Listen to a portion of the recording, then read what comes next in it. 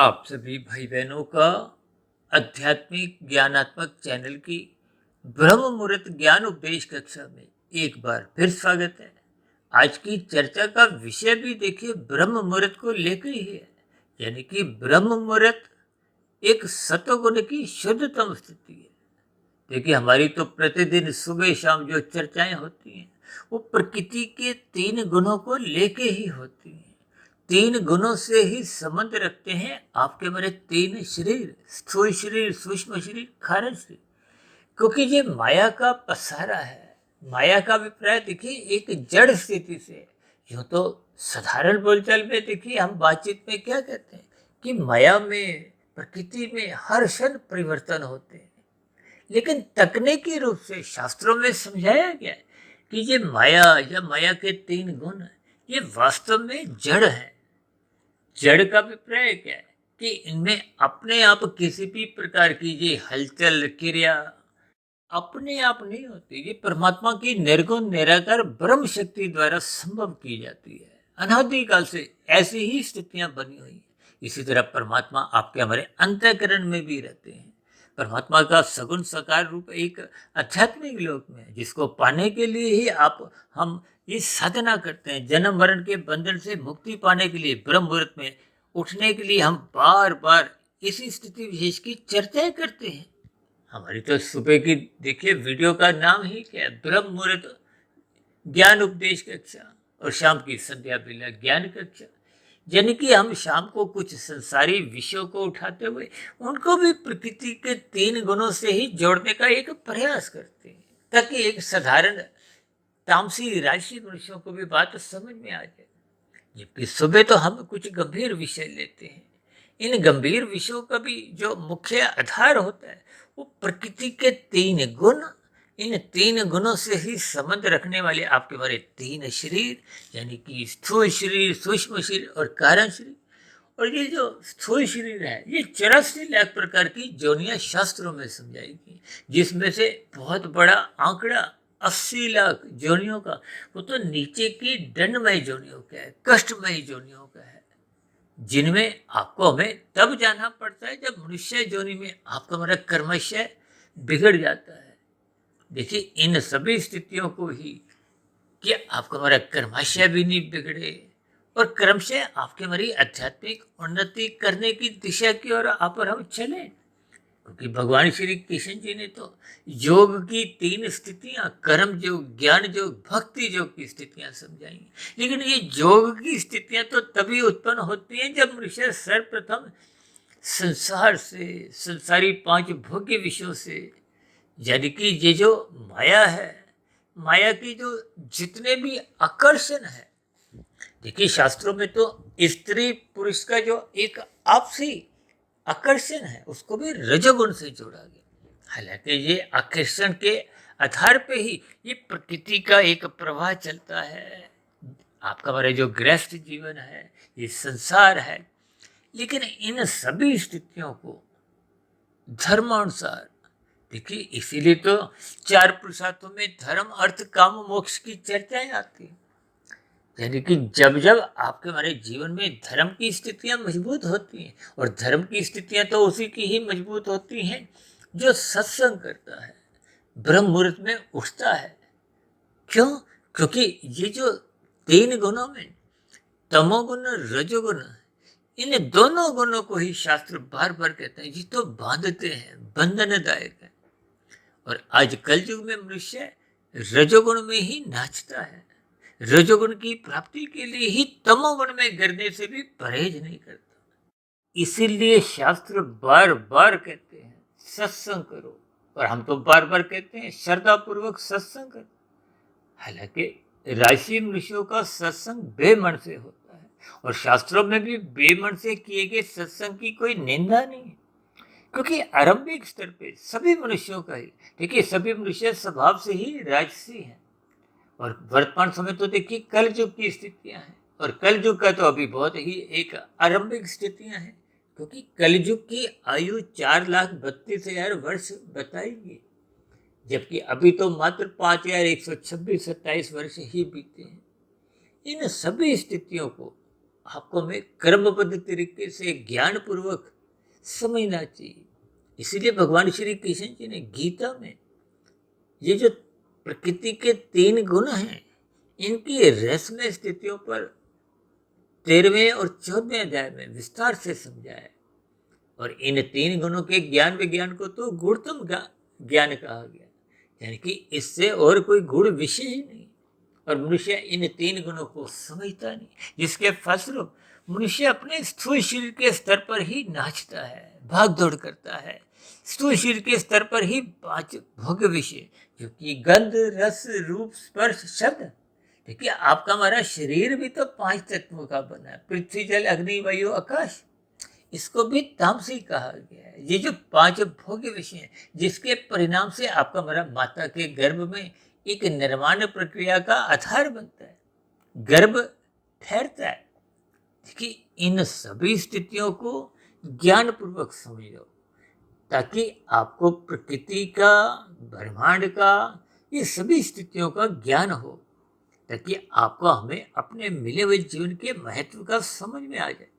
जैसे हम बार बार कहते हैं ना, तमोगुण से 10 गुना अच्छा रजोगुण है, रजोगुण से 10 गुना अच्छा सत्वगुण है। इसके पीछे भी एक आधार है। देखिए, शास्त्र बार बार कहते हैं पहले कृत्य करो। ये जो कर्मफल सिद्धांत पर अक्सर हमारी चर्चाएं होती रहती, क्योंकि मनुष्य जो नहीं, जिसमें आप और हम जी रहे हैं, ये कर्म जो नहीं है। कर्म का अभिप्राय पहले आपको विधि पूर्वक, देखिए जो जो शास्त्र समझाते हैं, अब वेदों में तो आरंभ से ही विभिन्न प्रकार के दिशा निर्देश समझाए गए हैं कि ये करो, ये मत करो। इन सभी स्थितियों से संबंधित ही बातों को समझाया गया, लेकिन ये सभी स्थितियां मनुष्य को मरते दम तक समझ नहीं आती, और मनुष्य ना करने वाली स्थितियों को भी करता रहता है। ये तभी तो नीचे की जो 80 लाख प्रकार की दंडमयी, तामसी, निकृष्ट जोनियां हैं, इन जोनियों में कब जाना पड़ता है, ये तो एक सजा है, एक दंड है। जैसे आप संसार में देखते हो ना, अलग अलग जो जेलें बनी हुई हैं। देखिए, यूँ तो आपका हमारा ये 84 लाख प्रकार की जोनियों को भी एक जेल खाना भी कह दिया जाता है, लेकिन इसमें महत्व केवल मनुष्य जोनि का है। शेष जोनियां नीचे की हो चाहे ऊपर की हो। हालांकि देखिए, हम ऊपर की जोनियों पर कोई विशेष चर्चाएं नहीं करते, क्योंकि वहां का हमें कोई प्रत्यक्ष अनुभव नहीं रहता। उन सभी स्थितियों को केवल हम शाब्दिक स्तर पर ही एक प्रकृति के 3 गुणों की स्थितियों के आधार पर, या शास्त्रों में जैसी जैसी स्थितियां एक भावार्थ रूप में भी समझाई गई। देखिए, नरक और स्वर्ग की जो एक स्थितियां हैं, देखिए नरकों का भय किस लिए दिखाया गया, ताकि आप और हम पाप कर्मों से बचें, और स्वर्गों का एक सुख या विशेष स्थिति, एक लोभ की स्थिति किस लिए दर्शाई गई है, किस लिए आकर्षण दिया गया, ताकि हम परोपकार के कार्य करें। जब मनुष्य परोपकार के कार्य निरंतर करता जाता है, तो फिर धीरे धीरे उसको ज्ञान हो जाता है, फिर वो परोपकार के कार्यों में सकामता नहीं लाता। देखिए, जब जब आपका हमारा ज्ञान अपनी एक परिपक्व अवस्था में आ जाता है, जो तो देखिए आपकी हमारी सबकी ही आत्मा ज्ञान स्वरूप है। ये जो हम कहते हैं ना, 20 लाख तरह की वनस्पति जोनियां हैं, 11 लाख तरह के कीड़े मकोड़े, कीट पतंगों की जोनियां हैं, 9 लाख तरह के समुद्र में रहने वाले, जल में रहने वाली जोनियां हैं, 10 लाख तरह के पक्षी, 30 लाख तरह के पशु। ये 80 लाख प्रकार का आंकड़ा तो नीचे की जोनियों का है। ये कष्टमय जोनियां। इन जोनियों में प्रकृति की कर्मफल सिद्धांत के अंतर्गत मनुष्य को एक दंड रूप में भेजा जाता है। अब क्योंकि परमात्मा तो देखिए न्यायकारी भी हैं, किसी का पक्षपात भी नहीं लेते, लेकिन परम दयालु परमात्मा बहुत अधिक हैं, जिसके कारण परमात्मा ने नीचे की सभी जोनियों को क्रमशः अचेत रखा है।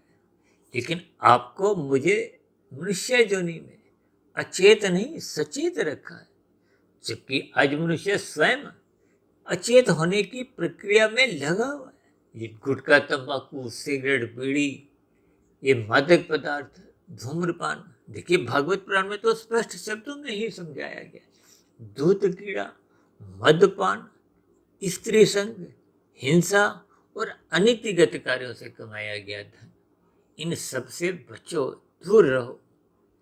देखिए वेदों का ज्ञान तो आरंभिक स्तर पे विस्तार से समझाया ही जाता है, लेकिन वेदों का ज्ञान कुछ जटिल होने के कारण एक साधारण मनुष्य को समझ नहीं आता और बहुत ही विस्तार से है।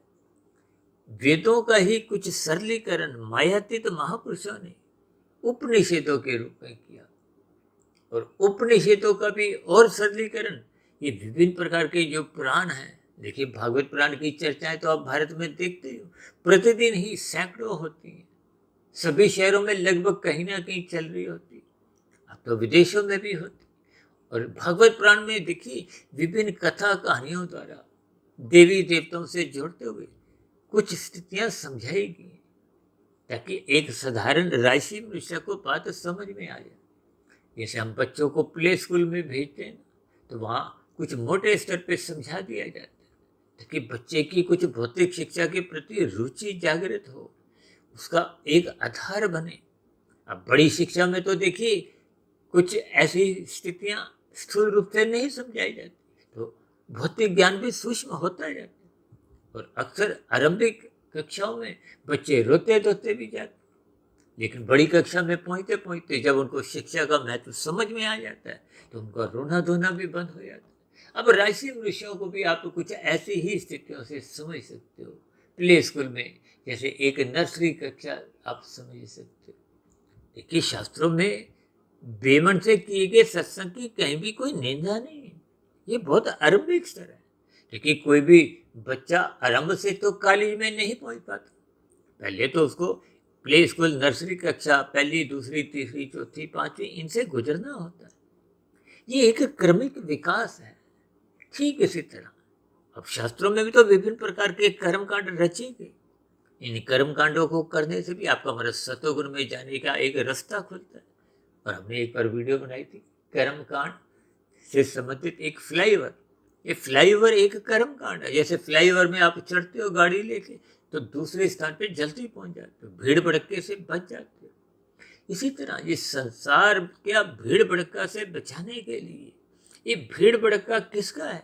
5 विषय भोगों का, 5 विषय भोगों का भीड़ भड़का ही मनुष्य को इस 84 लाख प्रकार की जोनियों में नचाता रहता है। देखिए जब हम किशोर अवस्था में होते हैं, युवा अवस्था में आ जाते हैं, देखिए बचपन अवस्था में तो तामसी स्थितियां होती हैं, अज्ञानता बनी रहती है। किशोरावस्था में जैसे ही आपकी हमारी एक कामों की इंद्रियां विकसित होने लगती हैं तो रजोगुण बढ़ने लगता है। ये युवा अवस्था में रजोगुण एक विशेष स्थिति में पहुंच जाता है, इसलिए तो विवाह का संस्कार रखा गया।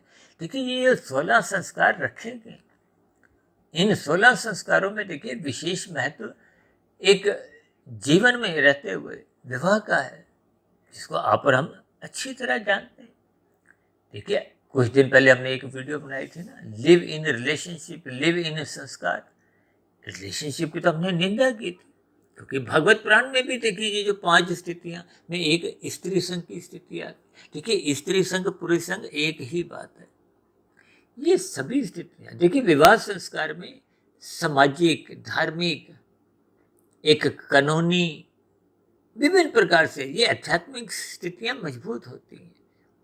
कानून द्वारा उसको एक वैद्य माना गया, जिसके फलस्वरूप तन के स्तर पे फिर रजोगुण बिगड़ता नहीं और संसार का प्रवाह चलता रहता है। देखिए इन सभी स्थितियों को आपको हमें क्रमबद्ध तरीके से ज्ञान पूर्वक, देखिए शास्त्रों में ज्ञान की कड़ियां आप जितना जितना क्रमबद्ध तरीके से समझ जाओगे, देखिए शास्त्र तो कहते ही उसको है जहां क्रमबद्ध तरीके से समझाया गया है ये ज्ञान की स्थिति है, ताकि आपके हमारे जीवन में भटकाव नहीं आए। आज मनुष्य देखिए कितने ही अंधविश्वासों में पता नहीं कैसे कैसे कुछ कर्म करता रहता है जिनका कोई मूल अर्थ है ही नहीं। आजकल तो लोग नींबू मिर्ची देखिए अपने दुकानदारी के बाहर भी टांग देते हैं, और बहुत से लोग तो देखिए रिक्शा पे, अपने तिपहिया स्कूटर पे, कुछ ऐसी ही स्थितियां देखिए ट्रकों पे भी देखने को मिलती हैं। ये सब अंधविश्वास की स्थितियां हैं। देखिए इन सभी स्थितियों को ज्ञानपूर्वक समझना चाहिए। और कितने मनुष्य तो देखिए अपनी जन्म पत्री को लेके इधर उधर भटकाव की स्थितियों में आ जाते हैं कि मनुष्य जोनी कर्म जोनी है। अपनी आत्मा के स्वभाव को समझिए। परमात्मा से आपका हमारा एक सजातीय संबंध है। ये माया तो मात्र एक जड़ है, जैसे आपके हमारे 3 शरीर। देखिए माया 24 तत्वों का ये एक ब्रह्मांड है, जिसका आधार क्या है? ये प्रकृति के 3 गुण, और वो तो जड़ है। उस जड़ 3 गुणों में देखिए परमात्मा की निर्गुण निराकार ब्रह्म शक्ति द्वारा उनमें क्रियाशीलता लाई जाती है। तो ये ब्रह्मांड आपको चलता फिरता, ये जितने भी परिवर्तन है, जिसको आप साधारण बोलचाल में कहते हो ना, प्रकृति कितने ही परिवर्तनशील है, हर क्षण परिवर्तन होता है। ये सभी स्थितियां परमात्मा की निर्गुण निराकार ब्रह्म शक्ति द्वारा ही संभव होती है। और ऐसे ही आपके हमारे भीतर में भी आत्मा के सम्मुख एक परमात्मा की एक शक्ति, एक निर्गुण निराकार रूप में भले ही होती है, लेकिन वो एक परमात्मा का एक विशेष स्थिति होती है, जो आपको हमें सदा ही बुराइयों से बचाती है। अक्सर आपने महसूस किया होगा ना, जब जब आप किसी को दुख देते हो तो मन के भीतर से एक रोकने की आवाज आती है। वो परमात्मा ही आपको रोकते हैं। देखिए भले ही आप और हम ज्ञान स्वरूप हैं, ज्ञान में रहते हुए भी हम बुरे काम नहीं करते, लेकिन हम ज्ञान में रहे नहीं। हम ज्ञान से अज्ञानता में आ चुके हैं। किसके कारण? संसारी विषय भोगों को भोगने के कारण। क्योंकि देखिए प्रकृति के ये जो जितने भी भोग विषय हैं, ये तो तामसी हैं। आपके हमारे शरीर भी तामसी है। इन सभी स्थितियों को आपको ज्ञान पूर्वक जैसे जैसे समझ बढ़ती जाएगी, तो फिर ये प्रकृति के जो स्थितियां हैं, आत्मा और परमात्मा का जो संबंध है, इसका बोध होने लगेगा। देखिए आपको हमारी आत्मा का ज्ञान समाप्त नहीं होता। अक्सर हम उदाहरण में समझाते हैं ना, जैसे बल्ब ट्यूब आप शाम को जलाते हो, अब उसके ऊपर काला कपड़ा या काला कागज लगाओ तो अंधकार में स्थितियां बन जाती हैं। प्रकाश भीतर से तो जल रहा है। और इसी तरह पीला नीला हरा कुछ कागज लगाओ, कपड़ा लगाओ तो धुंधला प्रकाश आता है। इसका अभिप्राय क्या है कि जो तामसी मनुष्य हैं, उनको तो ज्ञान होता ही नहीं है। वो अज्ञानता में आ चुके हैं, इसीलिए तो दूसरों को दुख देते हैं। आज देखिए ना, एक देश में कितने प्रकार की आगजनी, कितने प्रकार के लड़ाई झगड़े, एक कष्टदायक स्थितियां एक साधारण मनुष्य के लिए बनाई जा रही हैं। तो ये सभी स्थितियां क्योंकि मनुष्य जोनी देखिए कर्म जोनी में है।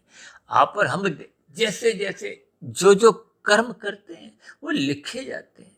तभी तो कहते हैं जैसी करनी वैसी भरनी। एक बार अपने वीडियो बनाया था ना, कर्ता भोक्ता आत्मा। देखिए आत्मा अपने आप में कुछ करती नहीं है। आत्मा एक चेतन सत्ता है। परमात्मा एक अनंत स्वरूप सत्ता है। वो परम चेतन सत्ता है। चेतन सत्ताएं तो अनेक हैं, कितने ही जीव हैं। देखिए इनकी कोई संख्या, आत्माओं की संख्या लिखी ही नहीं है, वो लिखना संभव ही नहीं। देखिए जैसे 950 मनुष्य इस संसार में है, ये संभव है। लेकिन एक ही पार्क में आप देखो, इससे अधिक जीव एक ही पार्क में होंगे। अब इतना बड़ा संसार है, जबकि देखिए ये भौतिक प्रकृति में ये पृथ्वी पे ही लगभग 3/3 हिस्सा तो देखिए जल है।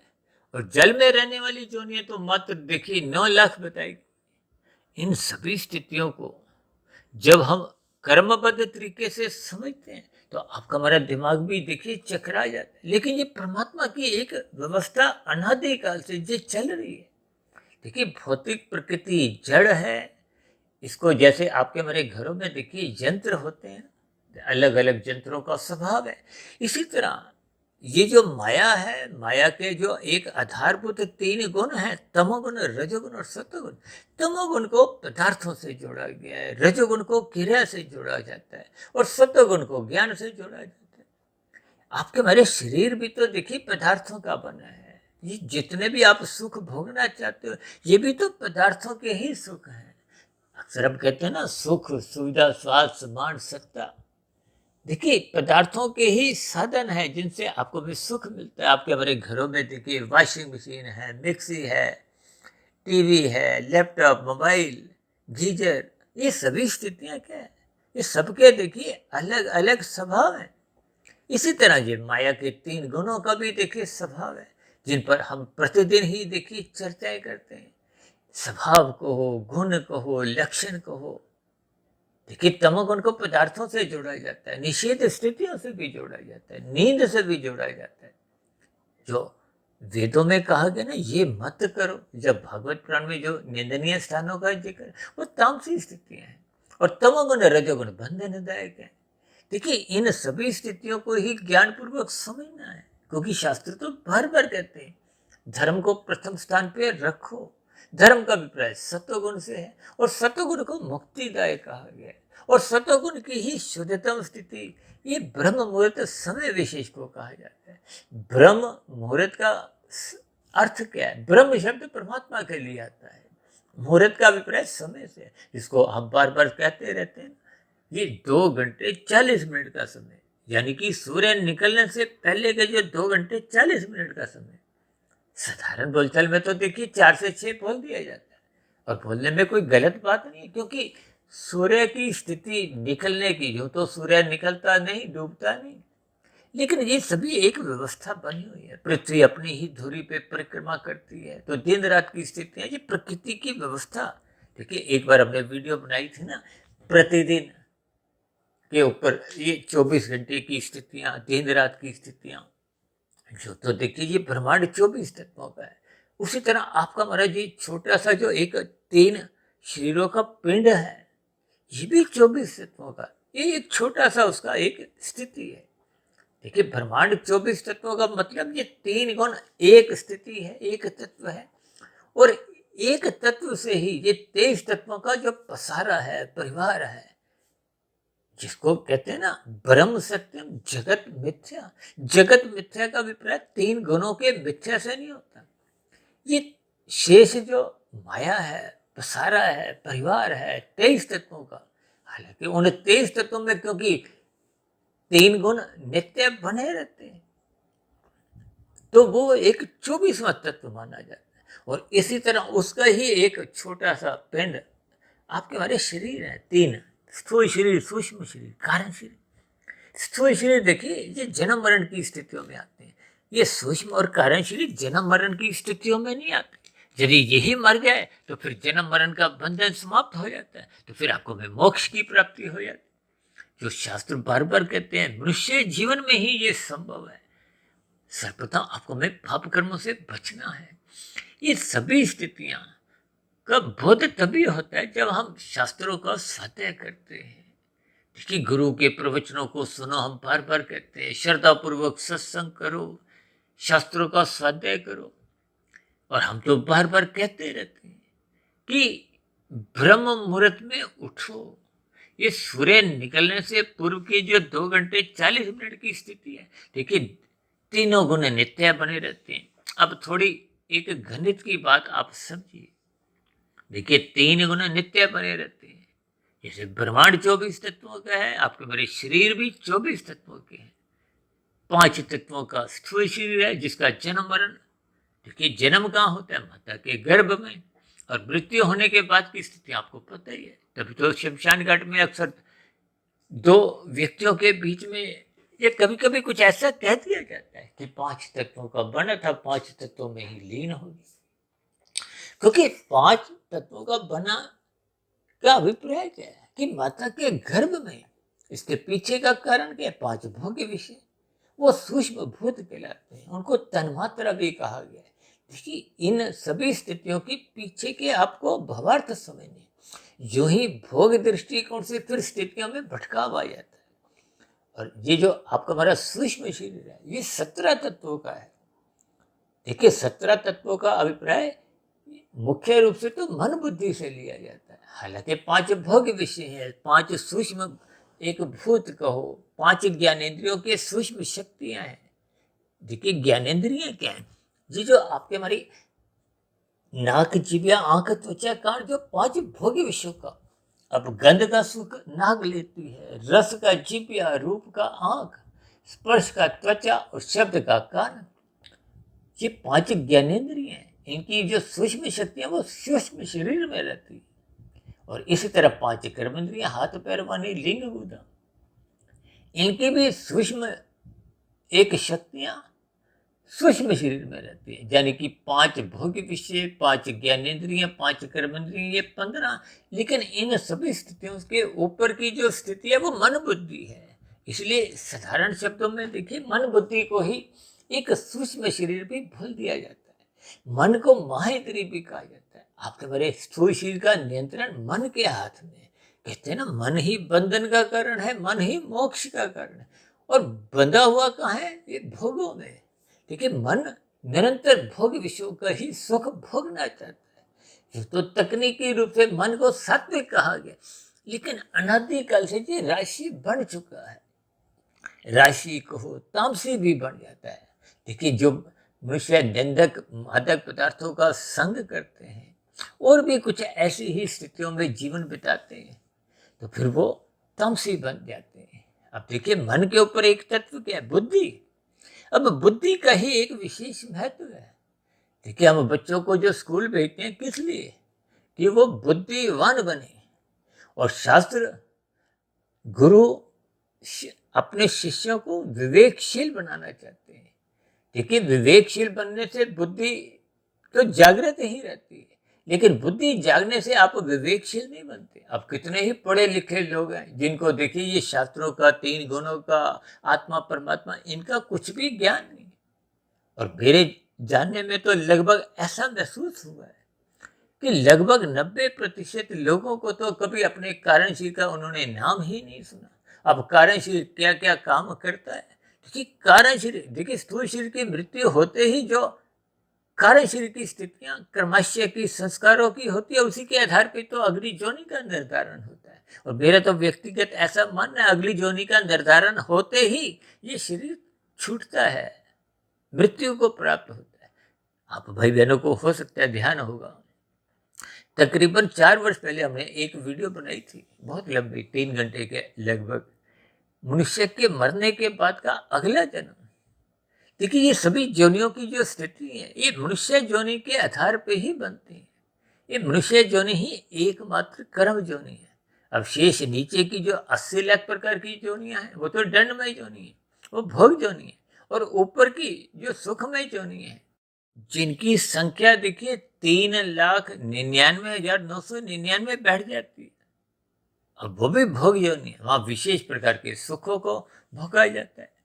लेकिन मनुष्य योनि जिसमें आप और हम हैं, ये एक कर्म योनि है और साधना योनि इसलिए कहा गया। ये जो कर्म योग, ज्ञान योग, भक्ति योग की स्थिति है, इसका गीता में विस्तार से वर्णन है। जब आपका हमारा कारण शरीर शुद्ध हो जाता है, शुद्ध का मतलब क्या है? जब उसमें बुरे संस्कार समाप्त हो जाते हैं, दग्ध बीज हो जाते हैं। देखिए जब तक उसमें कर्माशय रहता है, संस्कार रहते हैं, यूं तो देखिए कर्माशय समाप्त नहीं होता है, लेकिन जब संस्कार दग्ध बीज हो जाते हैं, शास्त्रों में इसीलिए ये बात समझाई गई है। यूं तो शास्त्रों में देखिए कर्माशय शब्द कम बोला गया है, कम लिखा गया है। धर्म अधर्म संस्कार, धर्म का अभिप्राय पुण्य कर्मों से, अधर्म का अभिप्राय पाप श्रेणी के कर्मों पे। जिनको शास्त्र अनुमति देते हैं वो पुण्य कर्म में आते हैं, धर्म में आते हैं। इसलिए तो 4 पुरुषार्थों में धर्म को प्रथम स्थान पर रखा गया। और गीता में तो स्पष्ट शब्दों में भगवान श्री कृष्ण जी ने कहा कि धर्म का पालन करो, चाहे जीवन में अनुकूल परिस्थितियां हो, प्रतिकूल परिस्थितियां हो, अपने धर्म को कभी मत छोड़ो। हम तो बार बार ये धर्म की स्थिति को कर्तव्य पालन से जोड़ते हुए लाल बत्ती पे रुकने से, हरी बत्ती पे चलने से एक साधारण शब्दों में जोड़कर समझाते रहते हैं कि कभी कोई चीज आपको हमें समझ में आ जाए, क्योंकि जब तक हम पाप कर्मों से नहीं बचते तो फिर तो ये आपका मेरा कर्माशय तो फिर बिगड़ता ही है। अब कर्माशय बिगड़ता है तो उससे संबंधित संस्कार बुरे बनते हैं। देखिए कर्माशय का तो एक बार फल भोग लिया जाता है। अब जो नीचे की जोनियां है, देखिए वहां तो कर्माशय का नाश होता है। अब किसी के देखिए 70% पाप कर्म थे, 30% पुण्य कर्म थे। अब नीचे की जोनियों से वो जो 70% के जो उसके पाप कर्म घटते घटते जब वो 30% रह जाते हैं, यानी कि पुण्य कर्मों के बराबर हो जाती है, तो मनुष्य जोनि पाने की एक पात्रता मिल जाती है। लेकिन वो जो 70% के बुरे संस्कार बन चुके थे वो नीचे की जोनियों में समाप्त नहीं होते, वो बनते भी मनुष्य जीवन में और समाप्त भी मनुष्य जीवन में ही होंगे। इसलिए तो कहते हैं साधना करो। देखिए सत्संग करना तो बहुत ही आरंभिक स्थिति है और राशि मनुष्यों का सत्संग तो अक्सर देखिए बेमन से होता है। हालांकि शास्त्र में कोई निंदा नहीं है, लेकिन श्रद्धापूर्वक सत्संग करो, फिर उसका चिंतन मनन करो। ये जो प्रकृति के 3 गुणों का हम जैसा जैसा संग करते हैं, देखिए तमोगुण का संग होने से आपके हमारे व्यवहार में एक तामसी स्थिति जन्म लेती है। देखिए संग का रंग ये एक तर्क पूर्वक स्थिति है। आप हाथ में कोला उठाओ फिर फेंक दो तो भी आपका हाथ कुछ अंश में तो काला हो जाता है। ठीक इसी तरह देखिए ये 3 गुण अक्सर हम इन पर बार बार चर्चाएं करते रहते हैं और हमारी तो देखिए परमात्मा की प्रेरणा से, गुरुओं के आशीर्वाद से पिछले लगभग 5.25 वर्षों से 2500 से अधिक वीडियो तो हमें प्रसारित कर भी चुके हैं। ये सभी स्थितियों में हम 3 गुणों से ही 3 जो आपके हमारे शरीर हैं इनके चर्चाएं होती हैं। देखिए आत्मा परमात्मा ये चेतन सत्ता है, आत्मा ज्ञान स्वरूप है, परमात्मा आनंद स्वरूप सत्ता है। तभी तो सभी आत्मा आप और हम देखिए सदा ही सुख ढूंढते हैं, दुख नहीं चाहते। ना मैं चाहता हूं ना आप चाहते हैं। देखिए जो योग साधना में जाते हैं वो परम सुख की तलाश में जाते हैं और जो तो देखिए एक राशि मनुष्य है, तामसी मनुष्य है। देखिए जो मादक पदार्थ का सेवन करता है, गुटखा तंबाकू खा रहे हैं या शराब पी रहे हैं, सुख तो वो भी परम सुख ही चाहते हैं, लेकिन परम सुख तो इस माया का ही है ही नहीं। माया में तो एक द्वैत स्थिति है, सुख के साथ दुख जुड़े ही होता है। आपको मैं जब किसी पदार्थ का आप संग करते हो तो आपको सुख नजर आता है, इसलिए आप उसको संग करते हो, लेकिन उसका दुख रूपी स्थिति आपको हमें नजर नहीं आती। इसलिए तो कहते हैं मर्यादा में इन पदार्थों का संग करो ताकि उनका दुख रूपी प्रभाव आपको झेलना नहीं पड़े। ये मर्यादा का पाठ प्रभु श्री राम जी ने त्रेता युग में पढ़ाया कि जीवन में मर्यादाओं का पालन करो। मर्यादा कहो, कर्तव्य करो, धर्म कहो। देखिए ये सभी स्थितियां मनुष्य के जीवन में तभी बनती हैं जब आप और हम सत्वगुण का अधिक संग करते हैं, ब्रह्म मुहूर्त में उठे रहते हैं। देखिए साधना करने का सर्वोत्तम समय ब्रह्म मुहूर्त की समय विशेष है। अब इसको ब्रह्म मुहूर्त क्यों कहा गया? क्योंकि ये एक सत्वगुण की शुद्धतम स्थिति है, जो आज हमने वीडियो का भी नाम रखा है। देखिए क्योंकि तमोगुण सो चुका होता है, रजोगुण अभी जगा नहीं।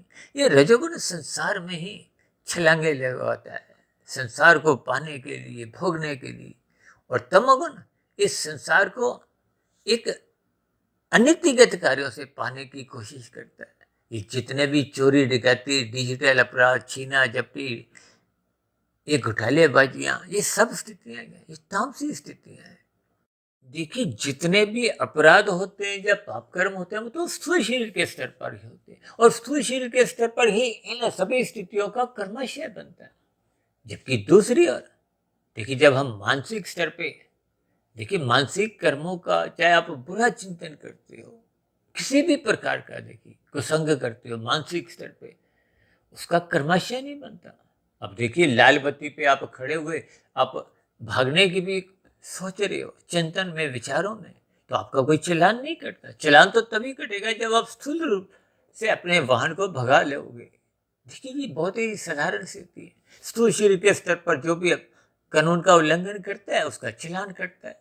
ठीक इसी तरह कर्म फल सिद्धांत के अंतर्गत जो निषेध स्थितियां हैं उनको जब जब निश्चय करता है तो फिर परमात्मा की प्रकृति के यहाँ चलान करता है, दंड मिलता है, दुख रूपी स्थितियों से गुजरना पड़ता है। और यही कर्म है। देखिए हम मनुष्य योनि में इतने कर्म कर देते हैं, उनका देखिए कर्म और फल में, देखिए शब्दों में तो कर्म के साथ ही फल लिखा हुआ है, लेकिन फल आने में समय लग जाता है। अब और हम कितने ही कर्म एक दिन में कर जाते हैं।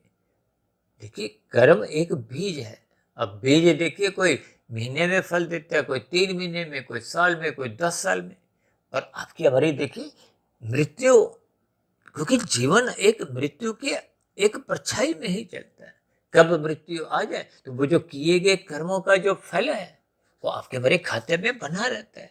उसी के आधार पे ही देखिए आपका अगली जोनी का निर्धारण होता है। और ये सभी कर्मों की स्थितियां किस आधार पे बनती हैं? बुद्धि के आधार पे। और बुद्धि कैसी होती है? कार्यशरीर के आधार पे।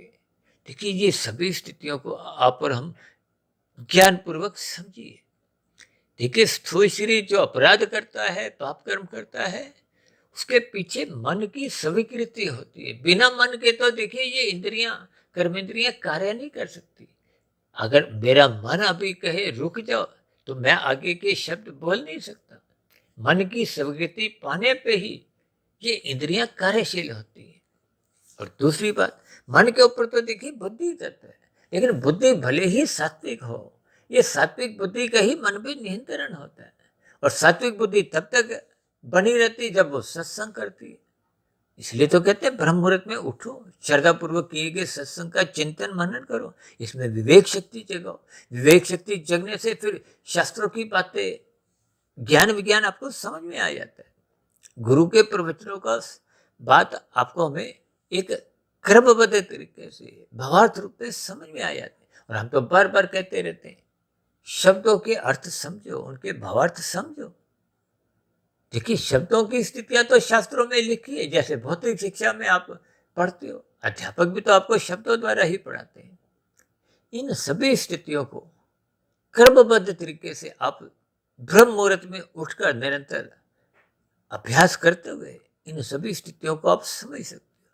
देखिए आत्मा अच्छी बुरी नहीं होती, वो तो भले ही हम पापात्मा पुण्यात्मा कह देते हैं। और अक्सर हम तो यहाँ तक भी कहते हैं कि कलयुग में जन्म लेने वाली अधिकांश आत्माएं पापात्मा अधिक होती हैं, क्योंकि नीचे की योनियों से आ रही है। पापात्मा का अभिप्राय उनके कारण शरीर में बुरे संस्कार बने हुए हैं। अभी जो हमने उदाहरण दिया था ना 70% पाप कर्मों का, अब वो पाप कर्म घट घट के वो 30% पे आ गए, मनुष्य योनि मिल गई, लेकिन वो 70% पाप कर्मों के साथ वो जन्म होता है। और ये जो प्रारब्ध की स्थिति है ये तो जाति आयु भोग की स्थिति है, ये एक अलग विषय, इन पर भी हमारी बहुत चर्चाएं होती रहती हैं। लेकिन हमारा आपका मुख्य आज का विषय क्या है कि आप और हम सत्वगुण का संग करें। और सत्वगुण की एक शुद्धतम स्थिति ब्रह्म मुहूर्त की इसलिए है क्योंकि सत्वगुण से पूर्व का जो गुण था तमोगुण, देखिए सूर्य के शाम को अस्त होते ही तामसी स्थितियां, तमोगुण का आगमन हो जाता है। पहला 2 घंटे 40 मिनट का तमोगुण वो गुजरे हुए रजोगुण से प्रभावित होता है, इसलिए आपकी हमारी क्रियाएं होती रहती। और उसके बाद का घोर तमोगुण होता है, उसमें शास्त्र कहते हैं सो जाओ, नींद लो। और उससे अगले 2 घंटे 40 मिनट की स्थिति में भी शास्त्र कहते हैं नींद लो। तभी तो हम कहते हैं आदर्श नींद कितनी है? 5 घंटे 20 मिनट की, क्योंकि 2 घंटे 40 मिनट जमा 2 घंटे 40 मिनट, ये 5 घंटे 20 मिनट हो जाते हैं। अब उसके बाद की सत्वगुण की स्थिति है। सत्वगुण की स्थिति का अभिप्राय है अब सत्वगुण एक प्रधान रूप में आ जाता है, लेकिन गुजरा हुआ क्योंकि तमोगुण है वो एक गुण माना जाता है। जबकि रजोगुण तो अभी संसारी गुण अभी जगह नहीं है, तो अभी दूर है, इसलिए उसको अति गुण कहा जाता है। इसके बाद की जो एक स्थिति आती है वो शुद्ध सत्वगुण की है, जब गुजरा हुआ तमोगुण सो चुका है। सो चुका का मतलब वो अति गुण पे है, और रजोगुण भी अभी दूरी पे है, वो भी अभी जगह नहीं है। इसलिए इस स्थिति विशेष को शुद्धतम एक सत्वगुण की स्थिति, ब्रह्म मुहूर्त की स्थिति 2 घंटे 40 मिनट की हम बताते रहते हैं। इसका आपको हमें सदुपयोग करना है। जब हम इस ब्रह्म मुहूर्त समय विशेष का सदुपयोग करते हैं तो स्थूल शरीर के स्तर पर भी लाभ मिलता है। अक्सर देखिए जब आपको मैं कुछ स्थूल शरीर के स्तर पर कुछ बीमारियां हो जाती हैं, और बीमारियां भी तब होती हैं जब आपका हमारा खाना पीना बिगड़ जाता है। और खाना पीना बिगड़ने का अभिप्राय ये जो 24/7 विषय भोगों की लोलुपता है, इसके कारण। और आजकल तो मनुष्य देखिए मादक पदार्थों का, मांसाहार भोजन का सेवन करता है, तो जिसके फलस्वरूप आपका हमारा स्थितियां स्थूल शरीर के स्तर पर और बिगड़ती हैं, मानसिक स्तर पर भी बिगड़ती हैं। देखिए इन सभी स्थितियों को देखिए डॉक्टर भी कहते हैं ना कि सुबह जल्दी उठो। ये जल्दी का मतलब देखिए शास्त्रों के अनुसार वो ब्रह्म मुहूर्त का समय है, यानी कि ब्रह्म मुहूर्त में उठने मात्र से आपको स्थूल शरीर के स्तर पर भी लाभ होता है। और जब ज्ञान की स्थितियां बुद्धि को एक विवेक शक्ति जगाने में मदद करती है, तो इसका अभिप्राय क्या है कि मानसिक स्तर पे भी आपका लाभ होता है, सूक्ष्म शरीर के स्तर पर लाभ होता है। और ये स्थितियां जब आपके हमारे जीवन में निरंतर सालों तक बनी रहती है, तो फिर वो कार्य शरीर में शुभ संस्कार पहुंचने लगते हैं। देखिए अच्छी आदतें स्थूल शरीर की स्थितियां हैं। अच्छा आदत के कारण अच्छा स्वभाव मन बुद्धि के स्तर पर बनता जाता है। और ये स्थितियां जब कार्य शरीर में पहुंच जाती हैं, देखिए कार्य शरीर में पहले के जो बुरे संस्कार बने हुए थे, जो अभी हमने उदाहरण से समझाया 70%, वो बुरे संस्कार जब तक बने रहते हैं, जब तक उन पर शुभ संस्कार, देखिए अंधकार तो तब तक रहता है जब तक प्रकाश आप करते नहीं। शाम को आप अपने कमरे में बल्ब ट्यूब मत जलाओ, तो प्रकाश की गैर मौजूदगी में वो अंधकार बना रहता है। ये तो अलग बात है देखिए कि प्रकृति की व्यवस्था में आप बल्ब 6-8 घंटे 10 घंटे नहीं जलाओगे तो सुबह प्रकाश आ ही जाएगा। लेकिन आपके हमारे कार्य शरीर में ये बुरे संस्कार बन गए हैं, तो समाप्त भी आपको ही करने होंगे, अपने आप समाप्त नहीं होंगे। लाखों करोड़ों अरबों खरबों खरबों कितने भी जन्म, देखिए ये संस्कारों को बिगाड़ा अगर आपने है, तो संवारने की भी स्थिति आपको ही बनानी होगी। और सुधारने के लिए श्रद्धा पूर्वक सत्संग करना आरंभिक स्थिति है। ब्रह्म मुहूर्त में उठ पर उस पर चिंतन मनन निरंतर शोध की स्थितियां बनानी, ये एक दूसरी अवस्था है। और ये निरंतर चलते रहने के साथ ही कार्य शरीर में जब वो शुभ संस्कार बनते हैं, तो फिर वो पहले के जो बुरे संस्कार बने हुए थे, जो आपके हमारे जीवन को अस्त व्यस्त करते हैं, देखिए जो बुरे संस्कार ही तो मन बुद्धि के स्तर पर वेग से आते हैं, आंधी तूफान से आते हैं, और स्थूल शरीर के स्तर पर एक पाप कर्म करने को बाध्य कर देते हैं, भोग विषय को भोगने को बाध्य कर देते हैं। अक्सर हम कहते हैं ना कि ये बुरे संस्कार मन बुद्धि के स्तर पर इतने वेग से आते हैं कि ये मन बुद्धि को सोचने का समय नहीं देते, और ज्ञानेन्द्रियों द्वारा भोग करवाए जाते हैं, कर्मेंद्रियों द्वारा पाप कर्म निषेध स्थितियां, कानून का उल्लंघन सब करवाए जाते हैं। इन सभी स्थितियों को, इस ज्ञान विज्ञान को आपको मैं क्रमबद्ध तरीके से, ताकि स्थूल शरीर सूक्ष्म शरीर कार्य शरीर का बोध हो। देखिए ब्रह्म मुहूर्त में आप और हम जितनी साधना कर लेते हैं, तो फिर धीरे धीरे आपके मेरे कर्मों में निष्कामता आ जाती है। कर्म योग, ज्ञान योग, भक्ति योग की स्थिति, तो ये शुभ संस्कारों की स्थितियां जब बनते बनते पूर्ण स्थिति बन जाती है, ये एक कार्य शरीर की शुद्धतम स्थिति होती है। यानी कि जब कार्य शरीर शुद्ध हो जाता है, बुरे संस्कार दग्ध बीज हो जाते हैं, तो फिर आत्मा पे किसी भी प्रकार की अब कोई बुरी परछाई नहीं, आत्मा अपने मूल स्वरूप में वापस आ जाती है। जैसे हमने ट्यूब का उदाहरण दिया था ना, अब ट्यूब पे पीला नीला कागज भी नहीं है, काला कागज भी हट गया, तो आत्मा का प्रकाश कहो, ट्यूब की रोशनी, वो तो पहले ही जल रही थी। जैसे ही हम ज्ञान स्वरूप में लौट आते हैं, तो परमात्मा के आनंद की झलकें मिलती हैं। क्यों? क्योंकि परमात्मा आनंद स्वरूप सत्ता है। आपको हमें केवल इतना ही काम करना है कि अपनी मूल स्थिति में लौटना है। उस मूल स्थिति में लौटने के लिए शास्त्रों का स्वाध्याय करना होगा, गुरु के प्रवचनों को सुनना होगा, और इन सभी स्थितियों के लिए जो शुद्धतम प्रकृति का दिया हुआ समय है, वो सत्व गुण की शुद्धतम स्थिति है। ये तो जैसे जैसे आपके हमारी अंतःकरण की स्थितियां मजबूत हो जाती हैं। एक बार हमने वीडियो बनाया था ना कि 2 घंटे 40 मिनट ब्रह्म मुहूर्त, 8 घंटे का ब्रह्म मुहूर्त और 24 घंटे का ब्रह्म मुहूर्त। देखिए जब मायातीत की स्थिति को हम क्रमशः पहुंचते हुए पा लेते हैं तो आपके हमारे जीवन की तो 24 घंटे ब्रह्म मुहूर्त की ही स्थितियां होती हैं, वो मायातीत की स्थिति है। अब परमात्मा की प्रेरणा से 25-27 वर्ष हो गए, मैं भी रात को 1, 1:30, 2 बजे तक उठने का एक संस्कार सा बन गया। तो फिर आपका हमारा सत्वगुण जितना अधिक जगता है उतना वो रजोगुण को अमर्यादित होने नहीं देता, और अमर्यादित रजोगुण ही तो तमोगुण में गिराता है। इस ज्ञान विज्ञान को सूक्ष्म स्तर पर आपको हमें समझना होगा।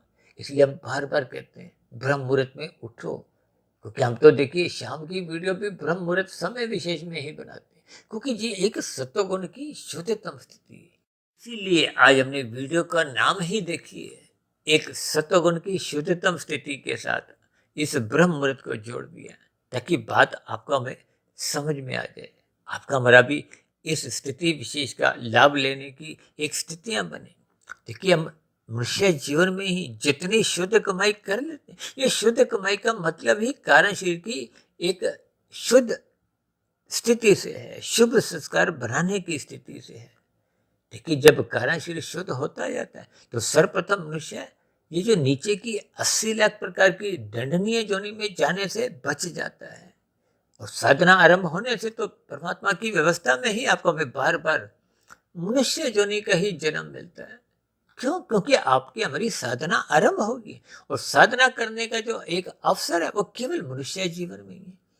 देखिए प्रकृति की व्यवस्था को हो, परमात्मा की व्यवस्था बहुत ही क्रमबद्ध तरीके से अनादिकाल से यूं ही चलती आ रही है, लेकिन हम इन सभी स्थितियों को ज्ञान पूर्वक समझते नहीं, क्योंकि हम ब्रह्म मुहूर्त में सोए रहते हैं, और दिन में भी देखिए हम सात्विक स्थितियों का संग नहीं करते।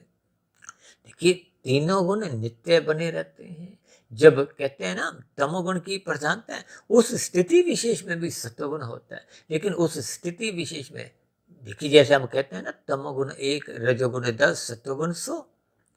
अब ब्रह्म मुहूर्त में तो सत्वगुण की अपनी शुद्धतम स्थिति है। ये तो देखिए शुद्ध सत्वगुण इस माया में होता ही नहीं, लेकिन समझने के लिए शुद्ध सत्वगुण का अभिप्राय तो देखिए परमात्मा से है, मायातीत महापुरुषों से है, आत्मा से है। जबकि माया की स्थितियां, ये शब्दों की स्थितियों को समझना चाहिए। यानी कि तमोगुण रजोगुण नित्य हैं, लेकिन तमोगुण रजोगुण पास पास है।